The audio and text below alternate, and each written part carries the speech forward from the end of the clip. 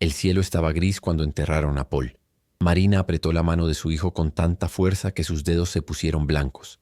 Miguel tenía solo 7 años y no lloraba. Tenía los ojos fijos en el ataúd de madera barato que estaban bajando a la tierra húmeda. Ella quería protegerlo de eso.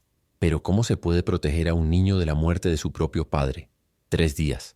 Hace apenas 3 días Paulo estaba vivo, riendo mientras cargaba a Miguel en hombros al regresar del campo. Un aneurisma, dijeron los médicos. Algo que se rompe dentro de tu cabeza sin previo aviso, sin piedad, sin tiempo para despedidas. Marina tenía 32 años y ahora estaba sola en el mundo. La granja no era suya. Nunca lo había sido. Paulo trabajaba en las tierras de Sebastián Ferreira desde hacía 15 años, desde niño. La casa donde vivían, sencilla pero digna, con sus paredes encaladas y el patio donde jugaba Miguel, pertenecía al patrón. Todo era de Sebastián. Cuando la última palada de tierra cubrió el ataúd, Marina sintió aumentar la opresión en su pecho. No fue solo el dolor de la pérdida, era el miedo al mañana. ¿Cómo alimentarías a Miguel? ¿A dónde irían? La respuesta llegó más rápido de lo que imaginaba. Sebastián Ferreira apareció en la puerta de la casa al día siguiente del funeral. Era un hombre alto, de vientre prominente y ojos pequeños que parecían calcular el valor de todo lo que veían. Llevaba un sombrero de cuero que nunca se quitaba, ni siquiera en casa ajena. «Marina», dijo, sin siquiera pedir permiso para entrar. «Lo siento por Paulo. Era un buen trabajador». Ella estaba en la cocina, intentando que Miguel comiera algo. El niño apenas había tocado comida desde el velorio. «Gracias, Sebastián», respondió ella con voz débil. «Pero tenemos que hablar de la situación aquí». Miró a su alrededor, como si estuviera evaluando los muebles. «Esta casa la necesito. Tengo un nuevo capataz que llegará la próxima semana con su familia. 5 hijos. Lo entiendes, ¿verdad?» Marina sintió que el suelo se abría bajo sus pies. «Pero, ¿dónde voy a vivir?» Las palabras salieron en un susurro. Sebastián se frotó el estómago fingiendo pensar. «Mira, podría despedirte hoy. Es mi casa, no trabajas para mí». Hizo una pausa dejando que el peso de aquellas palabras aplastara su pecho. «Pero no soy un desalmado. Soy cristiano, temeroso de Dios». Marina esperó con el corazón acelerado. Al fondo de la propiedad, después del antiguo potrero, se encuentra una cabaña. Solía ser una tienda de herramientas. Está un poco caído, pero todavía tiene paredes. Puedes quedarte allí, sin pagar nada. Sonrió como si estuviera ofreciendo un palacio. ¿Una cabaña? Marina conocía ese lugar. Todos lo sabían. Era prácticamente una ruina. ¿Es eso o el camino, Marina? Tú eliges. Su voz se endureció. Tengo hasta mañana para que desalojes esta casa. Y se fue sin esperar respuesta. Miguel miró a su madre con esos ojos oscuros, tan parecidos a los de su padre. «Mamá, ¿nos vamos a quedar sin hogar?» Marina lo abrazó fuerte y ocultó sus propias lágrimas en el cabello de su hijo. «No, mi amor, tendremos un lugar. Siempre tendremos un lugar». Pero cuando dijo eso no sabía lo que vendría. La cabaña estaba peor que en su memoria. Marina se detuvo frente al edificio con un bulto de ropa en una mano y la mano de Miguel en la otra.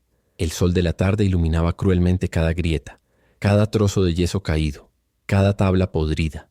Pero lo peor fue el techo, o mejor dicho, su ausencia. Solo la mitad de la estructura aún existía. Tejas rotas cubrían parcialmente una de las habitaciones. El resto era cielo abierto, donde las palomas anidaban entre las vigas expuestas y el viento entraba sin pedir permiso.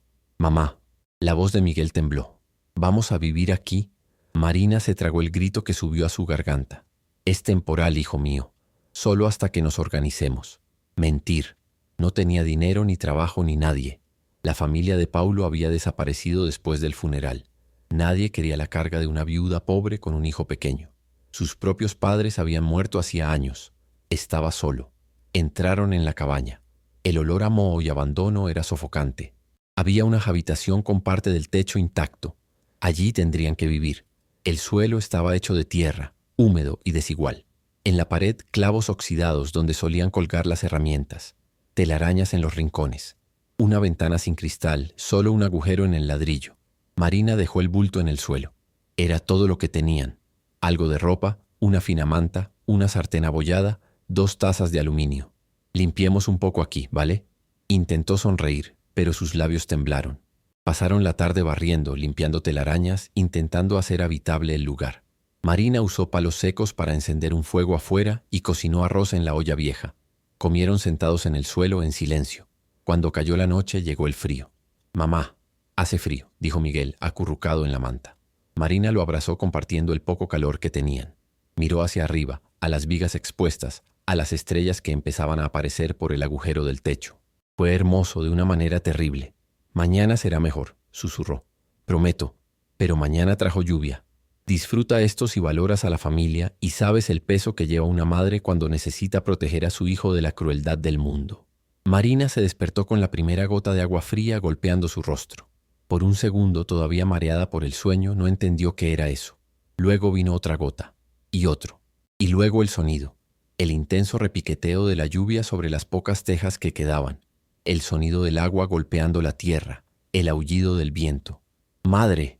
Miguel despertó asustado cuando una gota le dio en el ojo. Marina se incorporó sobresaltada. La lluvia caía a través del techo abierto, convirtiendo el suelo de tierra apisonada en barro. Las gotas gruesas empezaron a caer más rápido y con más fuerza. «Ven aquí, mi amor». Llevó a Miguel hasta el rincón donde el techo estaba aún más intacto, pero incluso allí el agua empezó a gotear por las grietas de las viejas tejas. En cuestión de minutos se convirtió en un diluvio. El agua caía en cortinas por el agujero del techo. La habitación donde dormían comenzó a inundarse y la tierra se convirtió en un lodo espeso. La fina manta estaba empapada. Miguel estaba temblando. Sus labios estaban morados por el frío. Marina miró desesperada a su alrededor. No había ningún lugar a donde ir. La puerta de la cabina apenas se cerró. El viento de lluvia llevó agua al interior. La otra habitación, sin techo alguno, era imposible.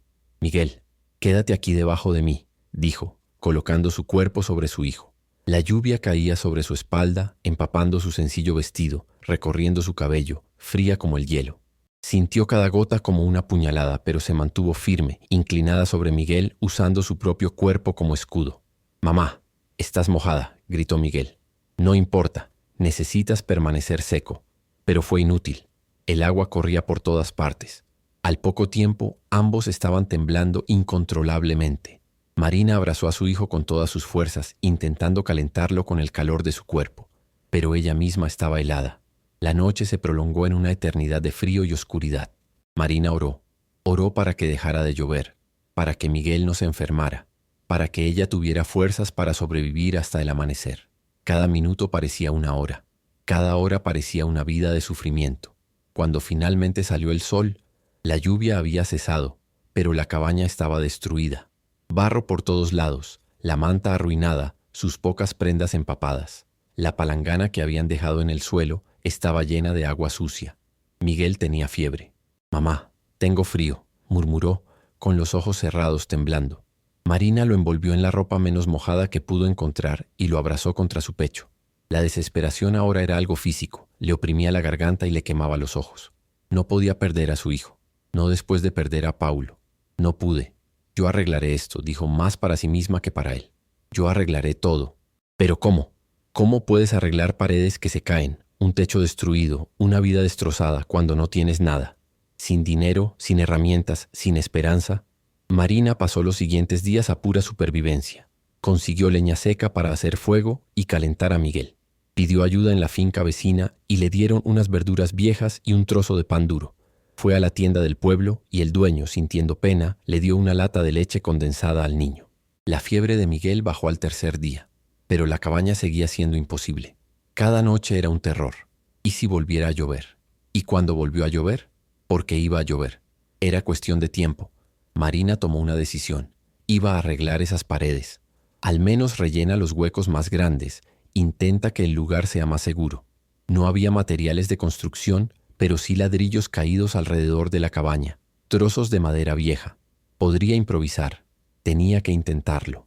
El sol estaba alto cuando Marina empezó a trabajar en la pared del fondo, la más destruida, donde el yeso se había caído casi por completo y los ladrillos estaban sueltos. Miguel estaba sentado en un rincón, jugando con palos, todavía débil pero mejor. «Quédate ahí, ¿vale?» «Ni siquiera cerca», dijo. Marina comenzó a quitar los ladrillos sueltos de la parte superior, tratando de entender qué estructura era segura y cuál estaba a punto de derrumbarse. No entendía nada de construcción, pero la desesperación enseña. La desesperación crea coraje donde no debería existir. Sacó un ladrillo, llegó con demasiada facilidad y trajo a otros dos. Se levantó polvo. «Mamá, ten cuidado», dijo Miguel. «Está bien, mi amor». Marina sacó otro ladrillo. La pared tembló. Y entonces sucedió una explosión. Todo el muro comenzó a ceder. Marina lo vio en cámara lenta, los ladrillos cayendo en cascada, toda la estructura cayendo directamente hacia ella y peor aún, hacia Miguel. ¡Miguel!, gritó saltando hacia su hijo. El mundo se convirtió en polvo y ruido, ladrillos cayendo, madera partiéndose, un estrépito que pareció durar una eternidad. Marina cubrió a Miguel con su cuerpo, sintiendo los ladrillos golpeando su espalda, su cabeza, el dolor explotando en cada punto de impacto. Y luego, silencio. Solo el sonido del polvo al asentarse, y el llanto ahogado de Miguel debajo de ella. ¿Estás bien?, preguntó Marina desesperada, recorriendo el cuerpo de su hijo con las manos en busca de heridas. Sí, mamá. Está sangrando. Marina sintió el sabor de la sangre en la boca. Le palpitaba la cabeza donde le había golpeado un ladrillo. Le ardía la espalda. Pero Miguel estaba bien. Eso era lo que importaba. Se sentó en medio de los escombros. Abrazó a su hijo con fuerza y finalmente dejó caer las lágrimas. No puedo hacerlo, sollozó. No puedo arreglarlo. No puedo protegerte, no puedo... Mamá, mira, dijo de repente Miguel señalando algo entre los escombros. Marina se secó las lágrimas y miró. En medio de los ladrillos caídos donde se había derrumbado el muro, había un agujero en la vieja mampostería. Y dentro de ese agujero, parcialmente cubierto de polvo de décadas, había una caja. Una caja de metal oxidada. Marina permaneció inmóvil durante un largo rato simplemente mirándolo. Su corazón, que había estado latiendo durante días sin nada más que dolor y miedo, ahora comenzó a latir de manera diferente, con algo cuyo significado había olvidado por completo. Esperanza. Con manos temblorosas, Marina se arrastró hasta el palco. El polvo se pegó a la sangre que goteaba de su frente, formando una pasta rojiza. Cada movimiento le dolía. Tenía la espalda magullada donde lo habían golpeado los ladrillos, pero el dolor físico no era nada comparado con la curiosidad desesperada que ahora la consumía. La caja era pesada, más grande de lo que parecía desde la distancia, aproximadamente del tamaño de una caja de zapatos, pero más profundo. El metal estaba cubierto de óxido y manchas verdosas de oxidación marcaban la superficie. Había una cerradura vieja, pero el mecanismo estaba tan oxidado que parecía haberse fusionado con el resto de la estructura. ¿Qué pasa, mamá?, preguntó Miguel acercándose. No lo sé, mi amor. Marina pasó los dedos por la fría superficie, pero estaba escondido ahí, dentro de la pared. ¿Por qué alguien escondería una caja dentro de una pared? Marina intentó abrirla. La tapa no se movió. Intentó abrir la cerradura con los dedos, pero fue imposible. Miró a su alrededor buscando algo que pudiera usar como herramienta y encontró un trozo de hierro retorcido que había sido parte de la estructura del techo. «Aléjate, Miguel». Metió la punta de la plancha en el costado de la caja y presionó hacia abajo. El metal protestó con un gemido agudo. Marina se esforzó más, poniendo todo el peso de su cuerpo, toda la frustración de los días sin dormir, toda la desesperación de una madre que no tenía nada que perder. La tapa cedió con un clic. Y por un segundo, cuando Marina miró dentro, su corazón se detuvo. No era oro, no eran joyas, eran papeles, documentos viejos, amarillentos por el tiempo, algunos con la tinta ya descolorida, cartas escritas a mano, fotografías antiguas en blanco y negro. Y debajo de todo eso, envuelto en una tela aceitosa que había conservado su contenido a través de décadas, había algo que brillaba débilmente a la luz de la mañana. Un anillo, un único anillo de oro con una piedra roja. Marina tomó el anillo con dedos temblorosos. Era pesado, sólido y claramente valioso, pero era solo un anillo. Un solo anillo no cambiaría sus vidas. No compraría una casa, no pondría comida en la mesa por más de unos días. La decepción fue como un puñetazo en el estómago. «Es hermoso», dijo Miguel tocando la piedra roja. «Se parecen a esos anillos de princesa». Marina quería llorar. Había sido una tonta al tener esperanzas. El universo no funcionaba así. No para gente como ella. No para las viudas pobres que viven en chozas sin techo. Pero entonces sus ojos se posaron en los documentos. Cogió la hoja de papel superior. Una carta escrita a mano. La tinta era de un marrón muy viejo. La letra era elaborada y difícil de leer. Pero Marina se obligó a sus ojos magullados a descifrar las palabras. «Sebastián, hijo mío, si estás leyendo esto, entonces he dejado este mundo. Os dejo las tierras que construí con mis propias manos, sudor y sangre. Pero también dejo atrás esta carga, el peso de la verdad sobre cómo adquirí estas tierras». Marina se detuvo. Sebastián, el dueño de la finca, el hombre que la había echado de esa casa, era el hijo del hombre que escribió esa carta. O tal vez nieto, considerando lo antigua que parecía la carta. Continuó leyendo con el corazón acelerado. Las tierras de Ferreira no fueron compradas honestamente. Se los quité a José Cardoso mediante un documento falsificado. José era mi socio, mi amigo, pero la codicia me cegó. Cuando descubrió la traición y amenazó con exponerme, Dios me perdone, hice algo terrible. Las manos de Marina temblaban tanto que apenas podía sostener el papel.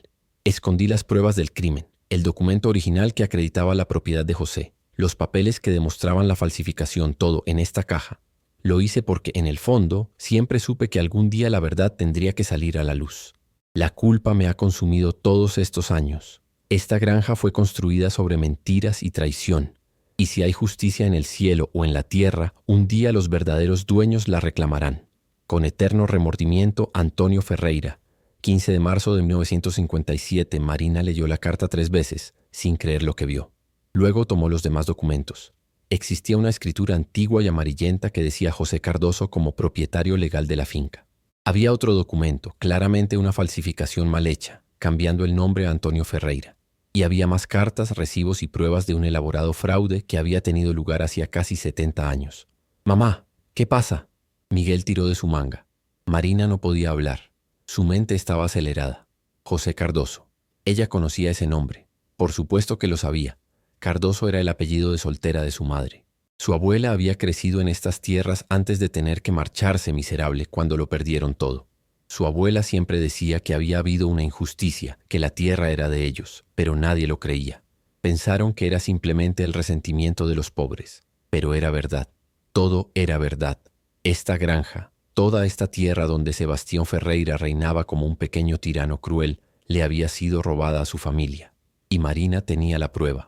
Pruebas que Antonio Ferreira, consumido por la culpa, había escondido en la pared de esta cabaña abandonada, esperando que algún día la verdad saliera a la luz. Marina abrazó la caja contra su pecho y por primera vez en días sonrió. Pero la alegría duró poco. Cuando el shock inicial pasó y Marina intentó pensar con claridad, la realidad empezó a imponerse. Tenía documentos de hacía 70 años. Había una confesión escrita a mano. ¿Pero y qué? ¿Quién le creería? Era una viuda sin dinero, sin educación formal, sin conexiones. Sebastián Ferreira era un hombre rico, respetado en la región, amigo del jefe de policía, amigo del alcalde. Si ella apareciera con esos viejos papeles que decían que la granja era suya por derecho, él se reiría en su cara. O peor, comenta fuerza si la apoyas y sabes lo injusto que es el mundo para aquellos que no tienen poder. Marina volvió a guardar con cuidado los documentos en la caja y lo escondió todo bajo la manta mojada. Necesitaba pensar, necesitaba un plan, pero primero necesitaba sobrevivir. Miguel tenía hambre, ella también. La lata de leche condensada ya no estaba. No les quedaba nada para comer. «Mamá, me duele el estómago», dijo Miguel tocándose el estómago. «Conozco mi amor. Encontraremos una manera». Marina se limpió la sangre de la cara lo mejor que pudo y se fue con Miguel por el camino de tierra. Fui a la finca Ferreira. Sebastián ciertamente no daría nada gratis, pero tal vez ella podría suplicarle algo de trabajo. Lavar la ropa, limpiar la casa, cualquier cosa. Lo justo para comprar comida. El sol brillaba fuerte y el camino era largo. Miguel arrastraba los pies, débil por el hambre y aún recuperándose de la fiebre. Marina lo levantó, aunque le dolía la espalda, y siguió caminando. Cuando llegaron a la casa grande, la misma casa donde había vivido con Paulo, Marina sintió una punzada en el corazón. Las ventanas estaban limpias, las paredes pintadas y el jardín bien cuidado. Había sido su hogar. Ahora pertenecía a extraños. Llamó a la puerta trasera, donde estaba la cocina. Quien respondió fue doña Lourdes, la cocinera de Sebastián, una mujer de mediana edad con el rostro cansado y las manos gruesas de tanto trabajo. «¿Marina?». Ella parecía sorprendida. «Dios mío, niña, ¿qué te pasó?». Marina había olvidado cómo debía verse, sucia de sangre y polvo, la ropa rota y mojada, Miguel pálido en su regazo. «Doña Lourdes, yo necesito trabajo, cualquier cosa. Puedo lavar la ropa, limpiar, lo que necesites. Por favor». Lourdes miró hacia atrás comprobando si alguien estaba escuchando y luego llevó a Marina al interior. «Entra aquí, rápido». La cocina estaba cálida y olía a pan recién hecho y carne cocida. El estómago de Marina gruñó tan fuerte que fue embarazoso. «Siéntate ahí». Lourdes señaló un taburete. «Déjame ver esa herida». Mientras Lourdes limpiaba el corte en la frente de Marina, habló en voz baja. «No puedes presentarte aquí pidiendo trabajo. El jefe es diferente desde que fuiste a la cabaña. Está de mal humor y trata a todos peor de lo habitual. Creo que incluso él sabe que fue demasiado cruel. Pero necesito comida, doña Lourdes. Miguel se muere de hambre. Lourdes miró al niño, que estaba sentado en el suelo abrazado a sus rodillas, y su rostro se llenó de compasión. Te daré comida, daré todo lo que pueda, pero aquí no se puede pedir trabajo. Si te contratas será para humillarte aún más. Conozco al chico. Preparó un paquete con pan, queso, plátano y un trozo de carne asada. Puso todo en una bolsa vieja. Vuelve en 3 días. Dejaré una bolsa escondida detrás del gallinero. Pero no se lo digas a nadie, ¿entiendes? Si el jefe se entera, no lo diré. Marina estrechó la mano de la mujer con los ojos llorosos. Gracias. Dios te recompensará. Dios debe mucha recompensa a mucha gente, murmuró Lourdes. Marina estaba a punto de irse cuando escuchó fuertes pasos en el pasillo. Sebastián Ferreira entró en la cocina y se detuvo al verla. ¿Tú? Frunció el ceño. ¿Qué haces en mi casa? Marina bajó la cabeza, obligándose a parecer sumisa incluso cuando la ira hervía dentro de ella. Ese hombre estaba en tierras robadas. Esa casa había sido construida con dinero que debería haber pertenecido a su familia, pero ella no pudo decir nada. Todavía no. Solo vine a agradecerte que nos hayas permitido quedarnos en la cabaña, Sebastián. Dejó escapar una breve risa. ¿Cabaña? Eso es una posilga. Miró la herida en su frente. ¿Qué pasó allí? Cayó un muro. ¿Se cayó? Parecía genuinamente sorprendido. Se suponía que esa cabaña solo sería temporal. No deberías intentar vivir allí. Marina se mordió la lengua. Entonces, ¿dónde debería vivir? ¿En la calle? Y otra cosa, prosiguió Sebastián. Debes un funeral. El ataúd de Pablo. Eran 200 reales. Pagué en la funeraria porque fui amable, pero tendrás que devolverme el dinero. El mundo giraba en torno a Marina. ¿200 reales? Apenas alcanzó a susurrar. ¿Pero cómo voy a...? No es mi problema. Se encogió de hombros. Tienes un mes para conseguir este dinero. Si no paga, tendré que emprender acciones legales. Medidas legales. Contra una viuda miserable. Por un funeral que se había ofrecido a pagar él mismo, fingiendo ser generoso. Ahora sal de mi casa, dijo, y no vuelvas aquí a pedir limosna. No soy el ejército de salvación. Marina tomó a Miguel de la mano y se fue, con la bolsa de comida apretada contra su pecho. Cada paso fue una humillación, cada metro una derrota, pero dentro de ella algo estaba cambiando. La ira se estaba convirtiendo en algo más frío, más agudo, determinación. Durante los días siguientes, Marina empezó a elaborar un plan. No podía simplemente presentarse con los documentos. Necesitaba ayuda, alguien que entendiera las leyes, los papeles viejos, la propiedad de la tierra. Pero no conocía a ningún abogado. No tenía dinero para contratar uno. Entonces se acordó del padre Damián. El sacerdote de la iglesia del pueblo era conocido por ayudar a los pobres. Era un hombre anciano, educado, que antes de ser sacerdote había estudiado derecho. La gente decía que había abandonado una prometedora carrera en la gran ciudad para servir a Dios en el campo. Si alguien podía ayudar, era él. Marina esperó hasta el domingo y fue a misa con Miguel. La iglesia era pequeña, las paredes estaban desconchadas y los bancos eran de madera vieja, pero estaba lleno. Era el único lugar donde los pobres de la región se sentían bienvenidos. Cuando terminó la misa, Marina esperó a que todos se fueran y se acercó al sacerdote. «Padre Damián, necesito hablar con usted». El sacerdote la miró amablemente. Era un hombre de unos 60 años, pelo blanco, ojos cansados pero amables. «Por supuesto, hija mía. Hablemos en el confesionario». «No es una confesión. Es algo más». Fueron a la sacristía. Marina cerró la puerta y sacó la caja metálica del bolso que había traído. Le temblaban las manos. «Padre, encontré esto. Son documentos antiguos. Y creo que prueban que la finca Ferreira fue robada. De mi familia». El sacerdote tomó la caja y la abrió. Comenzó a examinar los documentos en silencio, recorriendo con la mirada las páginas amarillentas. Marina observó cada cambio en su expresión. La sorpresa inicial, la creciente concentración y finalmente algo que parecía shock. Le llevó casi media hora leerlo todo. Cuando finalmente miró a Marina, su rostro estaba serio. «¿Sabes qué hay aquí? Una confesión. Pruebas de fraude. Creo. No es solo eso». El sacerdote tocó los documentos con reverencia. «Esto es dinamita, hija mía.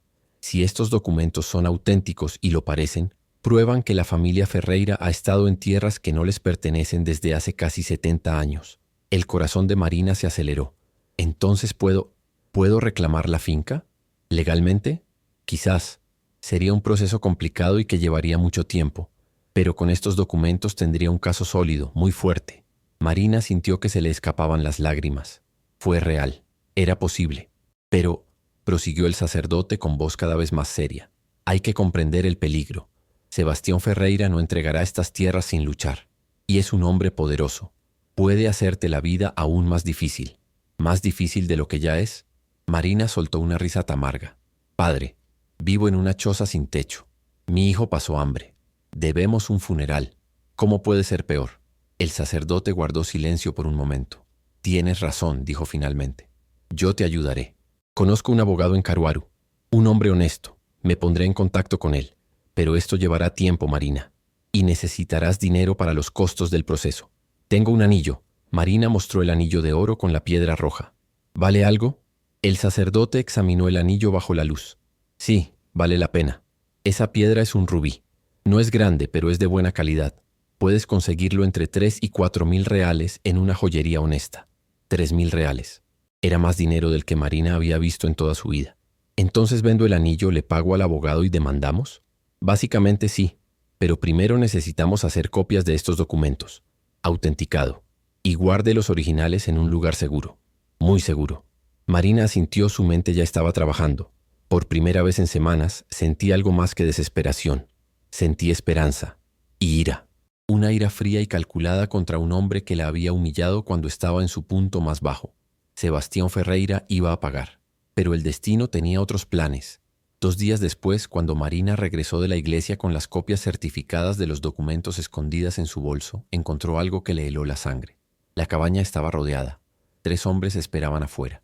Uno de ellos fue Sebastián Ferreira. Los otros 2 eran sus secuaces, hombres corpulentos que trabajaban como guardias de seguridad en la finca. Marina se detuvo a mitad de camino, sosteniendo a Miguel de la mano. ¿Tú, Sebastián? ¿Qué? ¿Dónde estabas? Dio un paso adelante. Tenía la cara roja y sus pequeños ojos brillaban de ira. Fui a la iglesia. Mentiroso, gritó. Fuiste a la ciudad. Fue a buscar un abogado. El corazón de Marina se hundió. ¿Cómo lo supo? Yo no estaba... Lourdes te escuchó hablando con el cura el domingo pasado. Sebastián escupió las palabras. Te oí hablar de documentos, de demandar, de que la finca es tuya. Marina miró a su alrededor buscando una salida. No lo hubo. No lo entiendes, comenzó con la voz temblorosa. Mi familia, tu familia era miserable. Siempre lo han sido. Sebastián avanzó. ¿Y crees que me vas a quitar lo que es mío con papeles viejos? ¿Con mentiras? No son mentiras. Marina gritó en respuesta. La ira finalmente estalló. Tu abuelo robó estas tierras. Él confesó. Está todo escrito. Mentiras, gritó Sebastián. Hizo un gesto a los matones. Los 2 hombres avanzaron. Toma la bolsa, ordenó Sebastián. No. Marina intentó correr, pero uno de los hombres fue más rápido. Le arrebató con fuerza la bolsa, haciéndola caer al suelo. ¡Madre!, gritó Miguel. El hombre puso la bolsa boca abajo. Copias de los documentos cayeron al suelo, junto con la poca comida que Marina había guardado. Sebastián tomó los papeles y empezó a leer. Su rostro se puso cada vez más pálido. ¿De dónde sacaste eso?, preguntó, su voz baja, peligrosa. Marina no respondió. ¿Dónde? Se estaban escondiendo, dijo finalmente poniéndose de pie. Tu abuelo los escondió porque sabía que era un ladrón.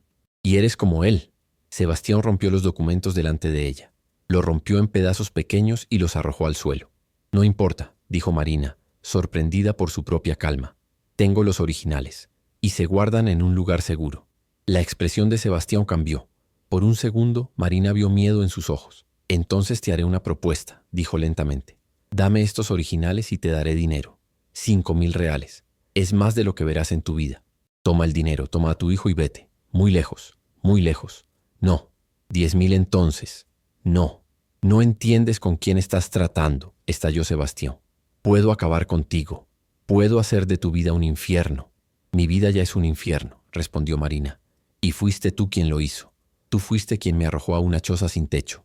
Tú eres quien dejó que mi hijo pasara hambre. Tú que... Dejó de hablar porque vio el cambio en su rostro. La ira dando paso a algo peor. Algo calculado.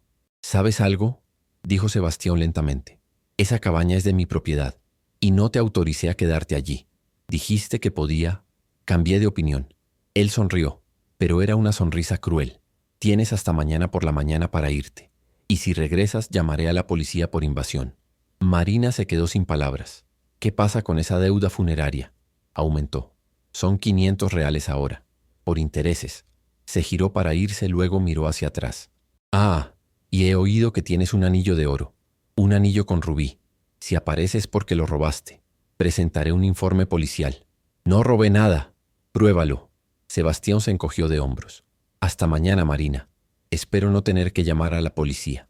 Se fue con sus secuaces, dejando a Marina y Miguel solos entre los papeles rotos esparcidos por el terreno. Marina cayó de rodillas. Yo había perdido. Lo había perdido todo.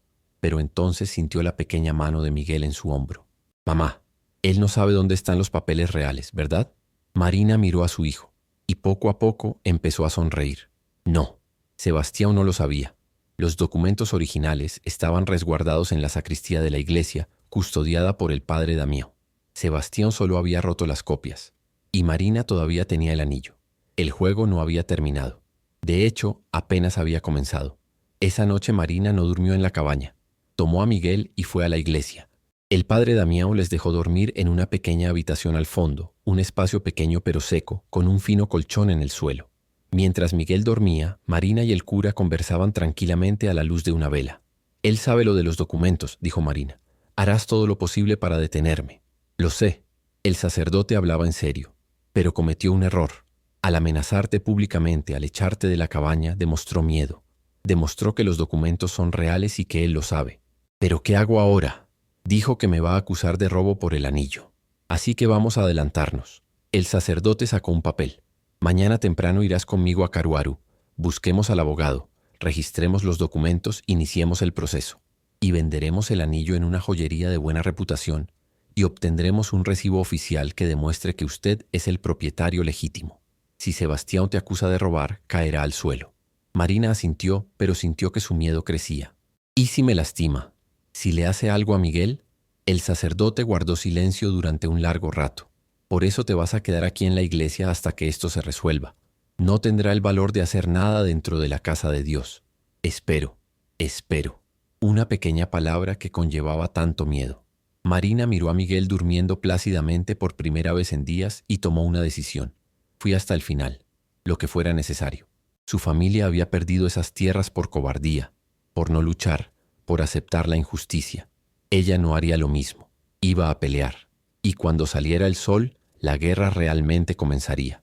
Pero Marina no sabía que en ese preciso momento, al otro lado de la ciudad, Sebastián Ferreira estaba haciendo una llamada telefónica. Un llamado a la gente peligrosa.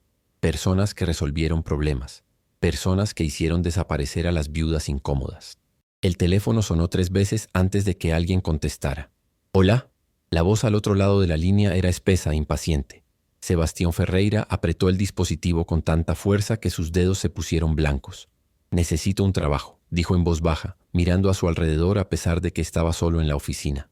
Hay una mujer, una viuda. Ella está causando problemas. Problemas que me podrían costar todo. Hubo una pausa al otro lado. ¿Qué tipo de servicio? Del tipo que hace desaparecer los problemas. Sebastián tragó secamente.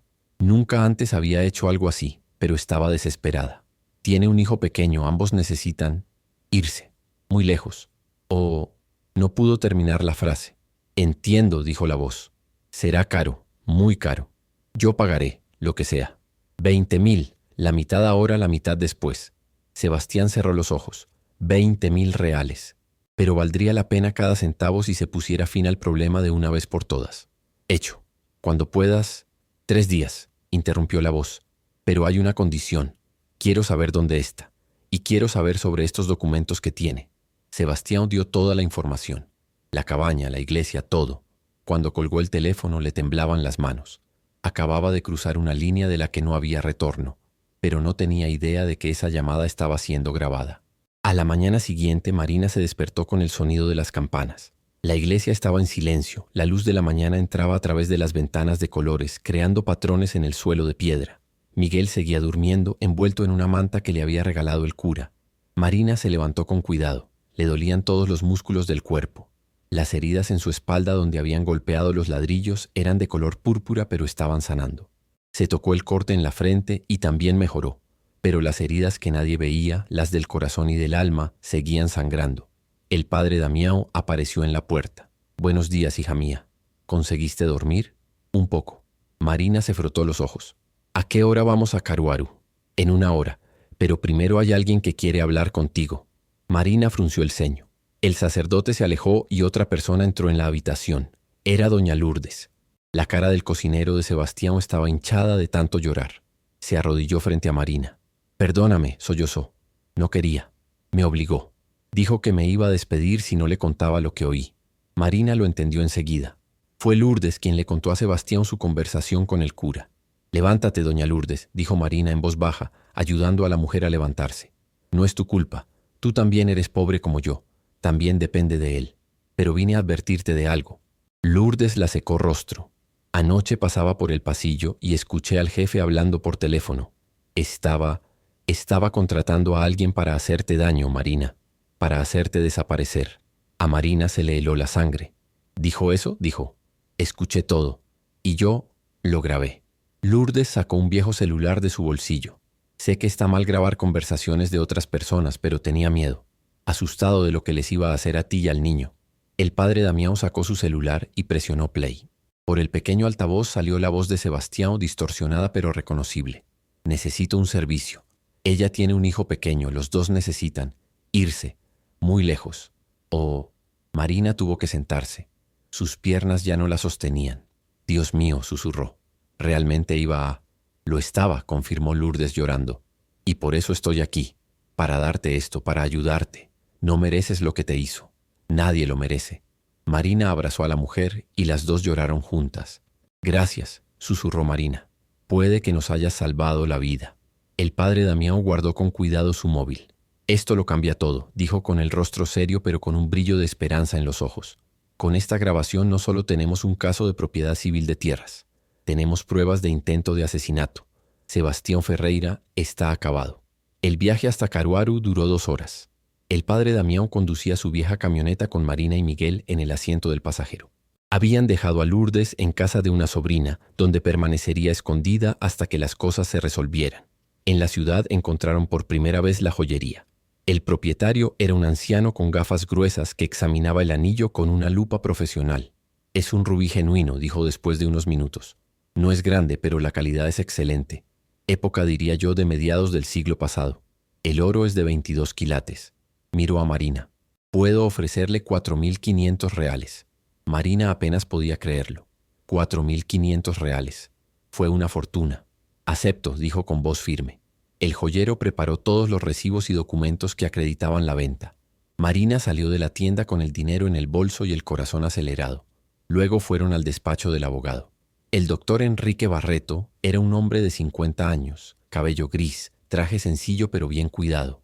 Su oficina era pequeña, pero las paredes llenas de diplomas y certificados demostraban que era serio y competente.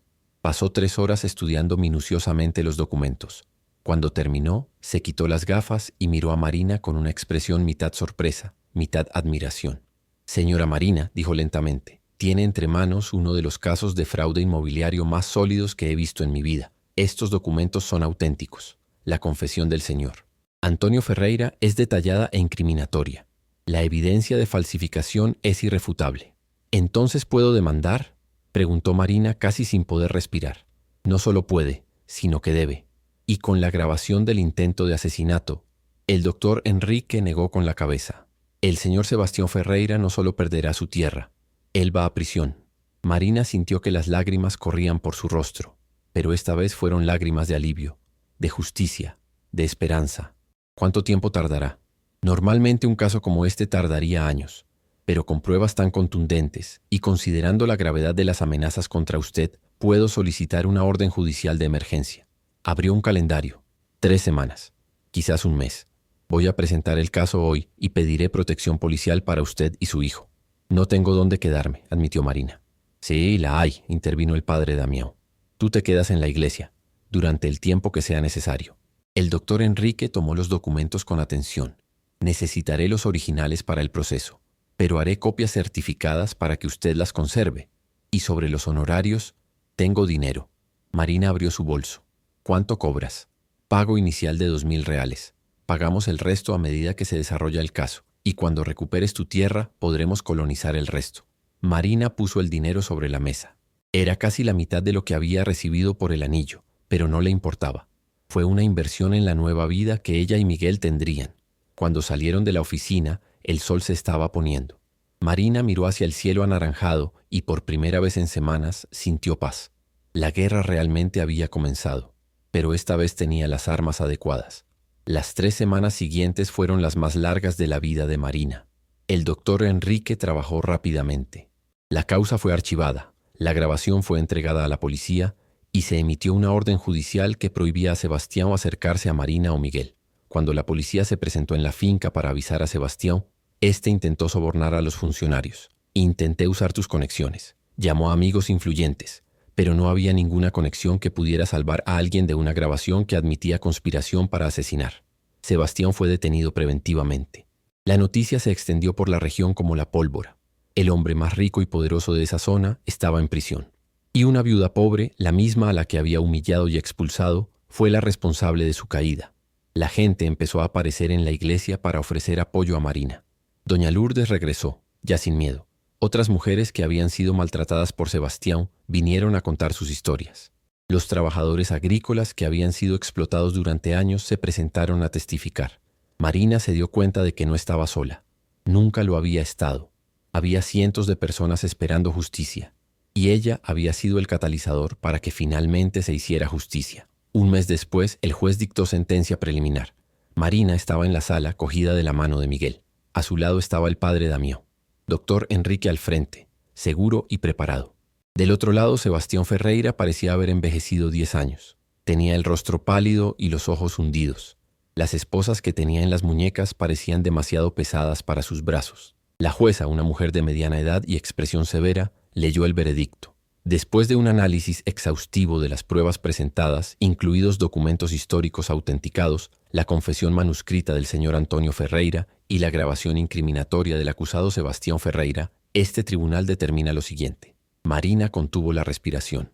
Las tierras conocidas como Facenda Ferreira fueron adquiridas fraudulentamente en 1957 por el señor Antonio Ferreira, mediante falsificación de documentos de propiedad del señor José Cardoso. Los legítimos herederos del señor José Cardoso, representado en este caso por la señora Marina Cardoso Silva, tienen derecho legal e indiscutible sobre los terrenos antes mencionados. La sala del tribunal estalló en murmullos. El juez golpeó el mazo.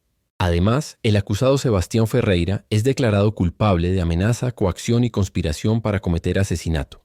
Se le condena a 12 años de prisión en régimen cerrado y a pagar una indemnización a la señora Marina de 50.000 reales por concepto de daño moral. Marina no pudo contenerse. Empezó a llorar. Miguel la abrazó con fuerza. «Mamá, ¿ganamos?», preguntó. «Ganamos, hijo mío», sollozó. «Ganamos». El juez continuó. Se transfiere inmediatamente la propiedad del terreno a la señora Marina Cardoso Silva. El señor Sebastián Ferreira tiene 48 horas para desalojar la propiedad y entregar todas las llaves y documentos pertinentes. Cuando el martillo golpeó por última vez, fue como si el peso del mundo se hubiera quitado de los hombros de Marina. Ella había ganado. Contra todo pronóstico, contra toda injusticia, contra un sistema que siempre favoreció a los ricos y poderosos. Una viuda pobre, sin nada más que coraje y verdad, había ganado. 2 días después, Marina regresó a la finca, pero esta vez no fue como un intruso o un mendigo. Ella era como una dama. La puerta principal estaba abierta. El padre Damián condujo el camión por el camino de tierra con Marina y Miguel a su lado. Detrás de ellos venía un pequeño convoy de personas. Doña Lourdes, trabajadores agrícolas, vecinos, todos queriendo presenciar ese momento. Cuando llegaron a la casa grande, Marina salió lentamente del auto. Era la misma casa donde había vivido con Paulo, el mismo balcón donde Miguel había dado sus primeros pasos, el mismo jardín donde plantó flores, pero ahora era suyo, realmente suyo. Sebastián ya había sido detenido por la policía. La casa estaba vacía, en silencio. Marina subió los escalones del porche y abrió la puerta principal. El olor me resultaba familiar, una mezcla de madera vieja y café. Por un momento casi pudo oír la risa de Paulo resonando por los pasillos. «Paulo», susurró al vacío. «Lo logré. Protegí a nuestro hijo. Le di un futuro».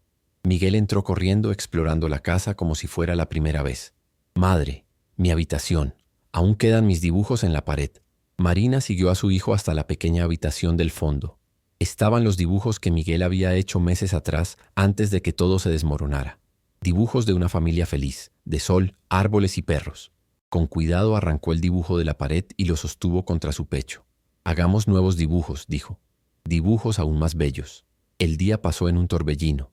Marina organizó la casa, conoció a los trabajadores que se habían quedado, todos queriendo continuar, ahora con una gestión nueva y más justa, y empezó a hacer planes. La finca estaba endeudada. Sebastián la había administrado mal y gastaba más de lo que ganaba para mantener las apariencias. Pero Marina era inteligente y, lo que es más importante, honesta. Con una gestión adecuada y trabajo duro, la finca podría prosperar. Cuando cayó la noche, Marina hizo una última visita. Regresó a la cabaña sin techo. El lugar estaba exactamente como lo habían dejado. La pared caída, los ladrillos esparcidos, el agujero en el techo abierto al cielo. Marina se quedó allí por mucho tiempo, mirando esa ruina que casi los había destruido a ella y a Miguel. Y luego hizo algo inesperado. Decidió no demoler la cabaña. Lo iba a renovar.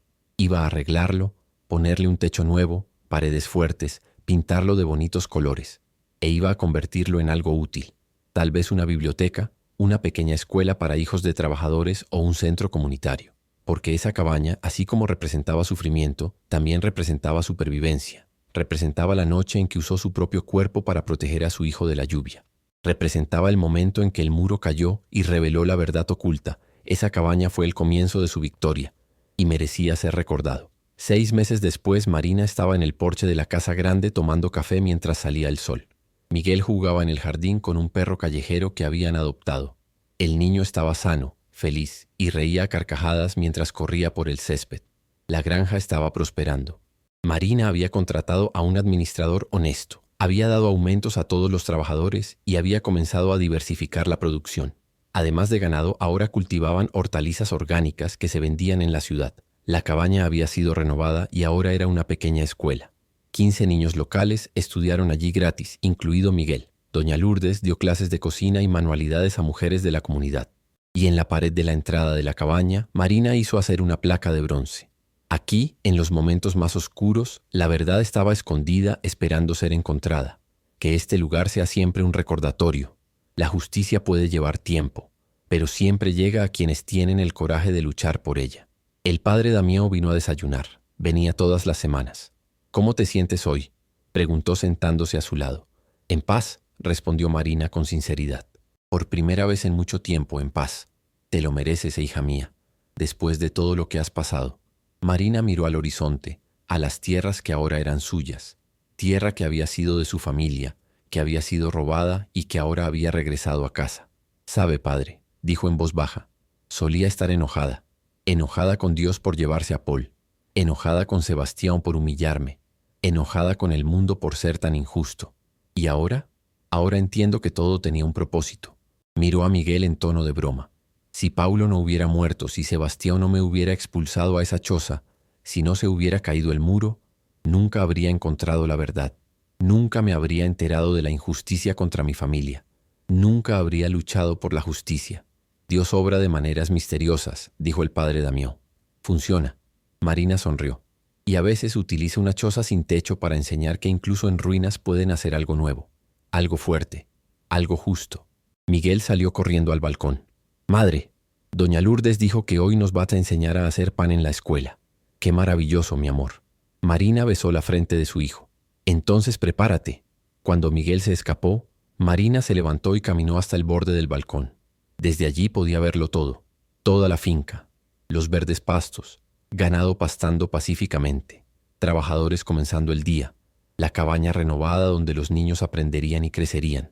Y en el horizonte, el sol saliendo, dorado y brillante, prometiendo un nuevo día, un día de justicia, un día de paz, un día de victoria. Marina había empezado sin nada, menos que nada. Había empezado en un agujero de desesperación, en una choza sin techo, con hambre, con miedo, con dolor. Pero todo acabó. No solo el terreno o la casa, pero con dignidad recuperada, con justicia servida, con un futuro construido sobre la verdad y el coraje. Y cuando el sol salió en el cielo, Marina susurró una oración de gratitud. Para Paulo, que había sido un buen marido y padre. Por Miguel, que le había dado fuerzas para seguir. Para esa cabaña sin techo, que había revelado más que una caja de metal. Había revelado la verdad, la injusticia y el camino a la redención. La vida le había quitado mucho, pero al final había devuelto todo lo que por derecho le pertenecía. Y más que eso, había dado esperanza. Esperanza de que en este mundo, por injusto que parezca, todavía haya lugar para que los débiles superen a los poderosos, para que las viudas puedan derrotar a los tiranos, para que la verdad siempre, siempre salga a la luz, y para que una simple choza sin techo pueda ser el comienzo de una historia de victoria. Final. Si esta historia te tocó el corazón, si lloraste junto a Marina, si crees que la justicia debe prevalecer sobre la crueldad, entonces te pregunto, suscríbete a este canal para conocer más historias que te conmoverán e inspirarán. Comparte con alguien que necesita creer que es posible ganar incluso cuando todo parece perdido. Y comenta victoria, si estás celebrando junto a Marina, si crees en la fuerza de una madre que lucha por su hijo, si sabes que ninguna tormenta dura para siempre. Porque esta no es solo la historia de Marina, es la historia de todos los que hemos estado en el fondo, de todos los que han utilizado su propio cuerpo para proteger de la tormenta a quienes amamos, de todos los que han contemplado las ruinas de su propia vida y han decidido reconstruir ladrillo a ladrillo, lágrima a lágrima. Marina empezó con una cabaña sin techo, terminó con un imperio de justicia. ¿Y tú? ¿Cuál es tu cabaña? ¿Cuál es el muro que debe caer para revelar la verdad oculta? Comenta victoria, y juntos creamos que siempre llegan días mejores para quien no se rinde, porque al final siempre gana la justicia. Siempre. Victoria.